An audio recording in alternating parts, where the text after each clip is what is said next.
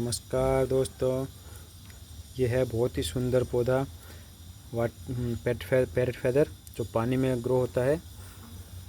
तो बहुत से लोगों ने मेरे को पूछा है कि सर इसको सर्दियों में कैसे बचाना है, क्योंकि मैंने ये पौधा बहुत से लोगों को दिया है और कईयों ने पूछा कि ये कैसे लगा सकते हैं। तो आप इसको जो है कटिंग से आसानी से लगा सकते हो, लेकिन आपको मौसम का ध्यान रखना पड़ेगा।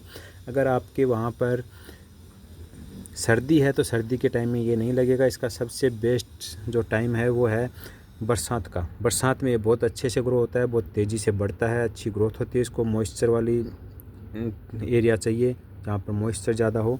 तो बरसात में मॉइस्चर अच्छा होता है, उस टाइम पर ये बहुत अच्छी ग्रोथ करता है। उस टाइम पर आप लगा सकते हो। लगाने के लिए आपको क्या करना है, आपको जिस तरह से मैं लगाता हूँ आपको मैं वही बताऊँगा। मैंने इस तरह का एक छोटा टब लिया है। ये टब 1 फीट इसकी चौड़ाई है, 4 इंच इसकी हाइट है। इसमें आप नीचे 1 इंच या 2 इंच खाद डालिए, बाकी को आप जो 2-3 इंच मिट्टी डाल दीजिए। मिट्टी डालने के बाद में आप उसमें जो इसकी जो पैरेट फेदर की कटिंग है वो लगाइए। लगा के आप इस तरह का जो बड़ा टब है, 1 फीट हाइट है इसकी और 1.5 फीट इसकी चौड़ाई है। इसके आपको जो भी मिले उस हिसाब से आप कर सकते हैं। जो छोटा टब है आपका वो उसके अंदर आना चाहिए, बस इतना ही है। तो आप उसमें लगाइए, उसके अंदर रखिए। मिट्टी में के ऊपर आप जो छोटा टब है उसकी मिट्टी के ऊपर कोई पॉलीथीन लगा के आप उसमें पानी भर दीजिए, ताकि वो आराम से भरना है, ताकि मिट्टी जो है वो पानी में नहीं घुले। पानी आपका गंदा नहीं हो, पानी एकदम साफ़ रहना चाहिए। अगर फिर भी आपकी मिट्टी जो है वो पानी में घुलती है तो आप एक दिन उसको वैसे ही रखिए।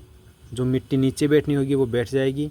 अगले दिन आप उसको आराम से, जो अंदर का टब है उसको धीरे से निकालिए और जो पानी है उसको आप अपने दूसरे पौधों में डाल सकते हैं और फिर उसमें आप नया पानी भर सकते हैं। लेकिन पानी भरने से पहले आप जो टब है उसकी मिट्टी के ऊपर फिर से आप पॉलीथीन लगा के और पानी को आराम से धीरे से भरना है। इस तरह से फिर वो मिट्टी है आपके पानी में नहीं घुलेगी और पानी भी एकदम साफ़ रहेगा। और कई लोगों ने फिर पूछा कि इसको सर्दियों में केयर कैसे करनी है। तो सर्दियों में इसे दिक्कत तो बहुत होती है। अगर आपकी सीधी सर्दी लग रही है तो पौधा ख़त्म भी हो सकता है आपका।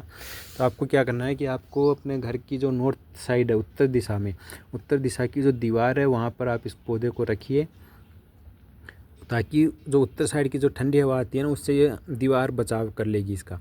और दिन में है जो वो इसको सूरज की सीधी रोशनी मिलती रहे, सीधी धूप, जितनी ज़्यादा धूप मिलेगी उतना ही अच्छा है।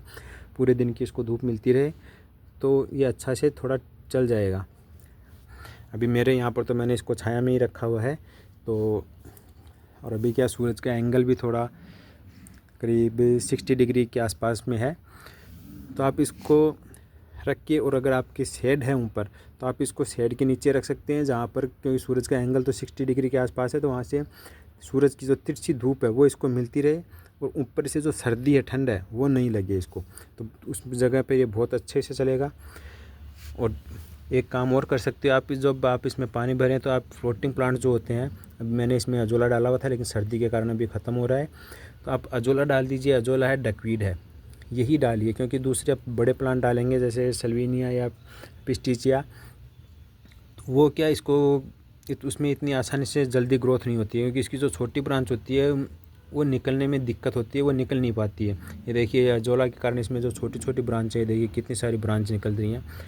लेकिन जो बड़े आप डाल दोगे सल्विनिया, पिस्टिया, तो उसमें ये नहीं निकलेगी। और पिस्टिचिया तो बिल्कुल भी नहीं डालना है, क्योंकि उसमें उसकी रूट्स भी बहुत ज़्यादा होती हैं और प्लांट भी बड़ा होता है तो वो इसको बढ़ने नहीं देता है।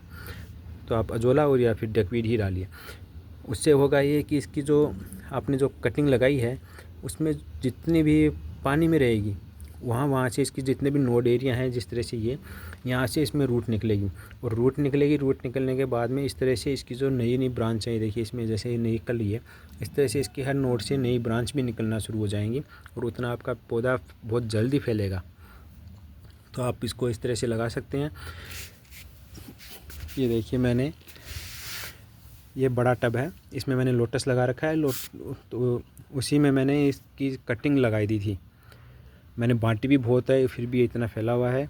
इसकी कटिंग लगाने के बाद में इसमें सल्विनिया था, तो इसकी रूट जो है नीचे इसकी ब्रांच को धूप नहीं लगी। धूप नहीं लगने के कारण इसमें जड़ें अच्छी बनी और ब्रांच भी फिर इसमें बहुत ज़्यादा निकली हैं। तो ये देखिए इतना फैल चुका है और बहुत तो मैंने बांट दिया, बहुत बांटी मैंने। और जो फ्लोटिंग प्लांट डालने से ये होगा कि आपका एक तो पानी साफ़ रहेगा। ये देखिए आपको जड़ें दिखाई दे रही होंगी, पानी बिल्कुल साफ़ रहेगा। क्योंकि अगर पानी को धूप लगेगी तभी आपके पानी में शैवाल या काई वगैरह जमेगी, नहीं तो आपका पानी बिल्कुल साफ़ रहेगा। तो पानी धूप को ये ऊपर के जो फ्लोटिंग प्लांट है ये रोक लेते हैं। और दूसरा एक सबसे बड़ी जो समस्या लोगों को रहती है कि पानी में कीड़े हो जाते हैं, मच्छर हो जाते हैं। तो आपके फ्लोटिंग प्लांट डालने से आपके पानी में कीड़े और मच्छर भी नहीं होंगे, आपका उनसे भी बचाव हो जाएगा। और बहुत से लोगों ने पूछा कि लोटस कैसे ग्रो करें, क्या बीज से ग्रो कर सकते हैं? जी बिल्कुल, आप बीज से ग्रो तो कर सकते हैं, लेकिन उसकी कोई गारंटी नहीं है कि उसमें फूल आएंगे या नहीं आएंगे, और आएंगे तो कितने साल के बाद में आएंगे, और शायद कभी आए भी ना, ऐसा भी होता है कई मामलों में। तो आप लोटस को जो है वो ट्यूबर से लगाइए। इसके जो लोटस ग्रो करते हैं वो लोग इसके ट्यूबर सेल करते हैं, तो आप उनसे ट्यूबर लेके आप लगा सकते हैं। ये देखिए ये वाटर लिली है, लेकिन इस टाइम पर इसके सर्दी के कारण पत्ते छोटे हो रहे हैं, ज़्यादा अच्छी ग्रोथ भी नहीं होती है इसमें वाटर लिली। और आपको मैं बताऊं लोटस और वाटर लिली में जो फ़र्क है वो बताता हूँ मैं आपको। वाटर लिली के पत्तों में जो है ना, इस तरह से ये कट रहेगा, इस तरह से पत्ते गोल रहेंगे, लेकिन एक साइड में इस तरह से इसमें कट रहेगा। ये देखिए सारे पत्तों में इस तरह से कट है, ये सारे पत्तों में। ये इसमें मैंने मछलियाँ भी डाली हुई हैं, देखो छोटे छोटे बच्चे हो रहे हैं उनके। ये अजोला है, इसको कहते हैं मोजाइक। ये भी एक्वाटिक प्लांट है पानी का। और इसमें लोटस हैं, लेकिन लोटस अभी देखो सर्दी के कारण पूरा ख़त्म होने लग रहे हैं।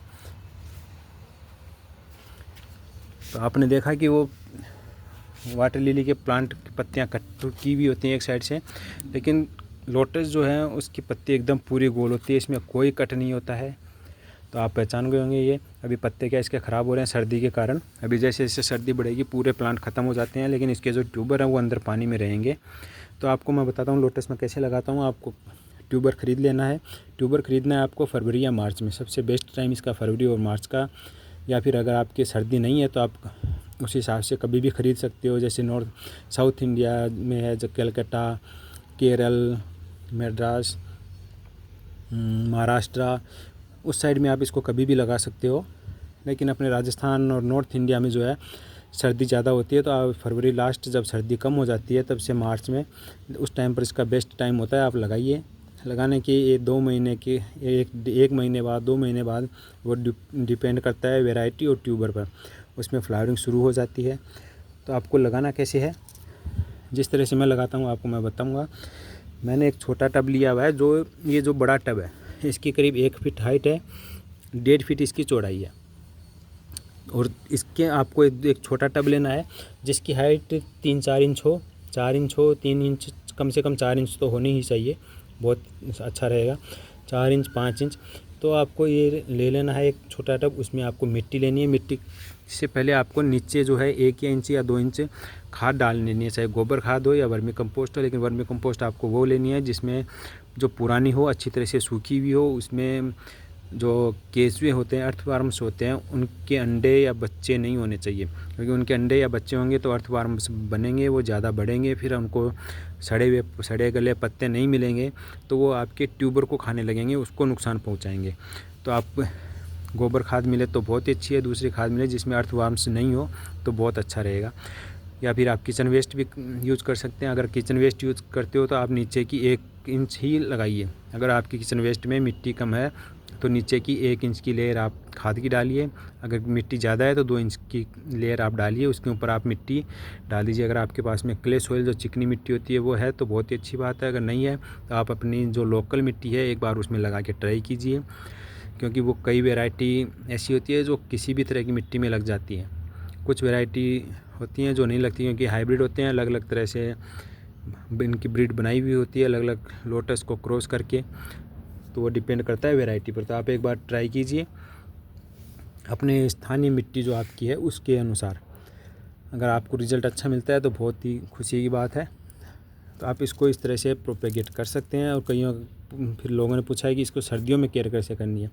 तो सर्दियों में आप इसके क्या पत्ते इस तरह से पूरे एकदम सूख जाएंगे, जल जाएंगे, तो डरने की बिल्कुल भी ज़रूरत नहीं है, क्योंकि ये सभी के साथ होता है। जैसे सर्दी बढ़ेगी इसके पत्ते सूख जाएंगे, प्लांट जो डोरमेंसी में चला जाएगा, लेकिन इसके ट्यूबर जो है वो मिट्टी में रहेंगे। लेकिन ज़्यादा पानी ठंडा रहेगा तो वो ट्यूबर भी सड़ने के चांस होते हैं, या फिर अगर आपके मिट्टी में जो है अर्थवर्म्स हैं या दूसरे कीड़े हैं तो वो ट्यूबर को खाने लगते हैं, तो उससे भी वो आपका ट्यूबर ख़त्म हो सकता है। आपको बस उनसे बचाना है। तो उनसे बचाने के लिए आपको करना है कि आप जो आपका जो टब है इसमें पानी आप उतना ही रखिए कि जो अंदर का टब है या जितना आपने ट्यूब लगाया मिट्टी से 2 इंच ऊपर तक पानी रहे, बस इतना आप पानी कम रखिए। उसमें 2 इंच पानी ऊपर रहेगा तो बस ट्यूबर का आपके कुछ नहीं होगा। लेकिन जो दिन की जो धूप है वो उसको पूरे दिन की धूप लगनी चाहिए। पूरे दिन की धूप लगेगी, आपका पानी गर्म होगा, और पानी गर्म होगा तो ट्यूबर को उतना परेशानी नहीं होगी, तो आपका ट्यूबर इतनी जल्दी से सड़ेगा नहीं। क्योंकि दिन में पानी गर्म होगा, फिर रात को फिर ठंडा होने में उसको थोड़ा टाइम लगेगा। पानी कम रहेगा तो पानी जल्दी गर्म हो जाएगा, पानी ज़्यादा रहेगा तो पानी गर्म नहीं होगा, क्योंकि रात को फिर सुबह की जो ठंड होती है उसमें पानी ठंडा हो जाएगा, फिर उसको धूप में गर्म होने में बहुत टाइम लगेगा, तो वो दिक्कत रहेगी। तो पानी कम रहेगा तो पानी जल्दी गर्म होगा। और फिर अगर आप उसको कर सकते हो तो रात को आप दिन की धूप लगी, शाम को जैसे ही धूप गई उसके बाद में आप उसको किसी चीज़ से ढक दीजिए। जैसे बोरी जो आती है जो जूट वाली, उससे आप ढक दीजिए ताकि उसको सर्दी नहीं लगेगी, पानी ठंडा नहीं होगा। लेकिन मैं तो क्या करता हूँ कि मैंने देखिए ये पिस्टीचिया लगाए हुए हैं, तो ये जो एक्वाटिक जो फ्लोटिंग प्लांट है ये क्या करते हैं कि जो ऊपर की जो ठंड है उसको पानी तक नहीं जाने देते, तो पानी आपका कम ठंडा होगा, इतना ज़्यादा ठंडा नहीं होगा, तो ये उसको बचा लेते हैं। और दूसरा ये कि आपका पानी भी साफ़ रहेगा, जैसे मैंने पहले बताया आपका पानी भी इससे साफ़ रहेगा, मच्छर भी नहीं होंगे। तो मैं तो इसमें इस तरह से करता हूँ। ये देखिए पिस्टीचिया या वाटर कैबेज है, और ये सल्विनिया है। आप पानी बिल्कुल साफ़ रहता है, आपको रूट्स दिख रही होगी नीचे की। तो मैं इस तरह से इनको ग्रो करता हूँ। तो आपको जानकारी सही लगे तो बताइएगा, कमेंट कीजिएगा। अगर कोई भी सवाल है तो आप कमेंट कीजिएगा, मैं आपके सवालों के जवाब देने की पूरी कोशिश करूँगा, और या फिर अगले वीडियो में फिर से आपको समझाऊँगा जितना हो सकेगा अच्छे तरीके से। मैं आपको सिर्फ वही बताता हूँ जो मैं खुद से करता हूँ। ऐसा नहीं है कि दूसरे की वीडियो देख के उनको मैं बताऊँगा, जो मैंने एक्सपीरियंस किया है मैं वही बताता हूँ।